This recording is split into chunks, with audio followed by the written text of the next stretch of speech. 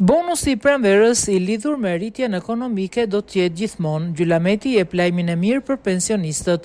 Deputetja Blerina Gjylameti ka folur për përpjekjet e qeverisë për të rishikuar skemën e pensioneve duke theksuar rëndësinë e lidhjes më të ngushtë mes kontributeve dhe përfitimeve.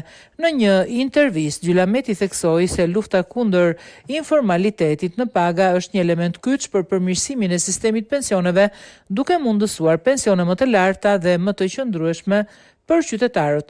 Ne do të kemi edhe rishikimin e gjithë skemës sepse duhet një lidhje më e mirë mes kontributeve dhe pjesës përfitimeve. Nga ana tjetër edhe lufta ndaj informalitetit pagave bën të mundur që skema e pensioneve të performoj më mirë dhe pensionet të jenë më të larta.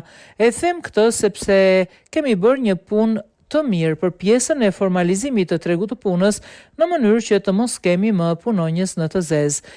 Ne po punojmë shumë fort për formalizimin e tregut të punës dhe përtej këtyre për mua është e rëndësishme si profesioniste, si ekonomiste, por edhe si vajzë e dy prindërve pensionist, fakti që bonusi pranverës kishte një specifik ndryshe, nuk lidhej me një fond që qeveria shqiptare vendosi bonus si diçka që i jep shpërblim për pensionistët, por ishte lidhur drejt për drejt me rritjen ekonomike. Pra nëse pagat po rriten, sektor privat dhe publik, nëse po zhvillohen, po ulet borxhi, pra ka kontribute të mira të ekonomisë. Pra sa është kontributi i rritjes ekonomike tek pensionistët dhe bonusi pranverës është i lidhur me këtë.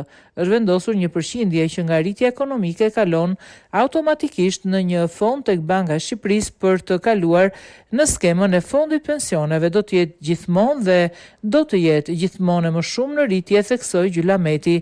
Gjithashtu fokusua edhe tek nevoja për përkrahje më të madhe për gratë.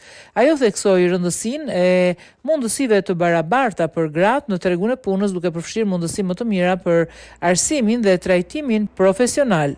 Gjylameti po ashtu theksoi rëndësinë e programit After School për fëmijët, i cili ofron mundësi edukimi dhe zhvillimi pas shkollës, duke krijuar mundësinë për gratë që punojnë dhe të kujdesen për fëmijët e tyre në të njëjtën kohë.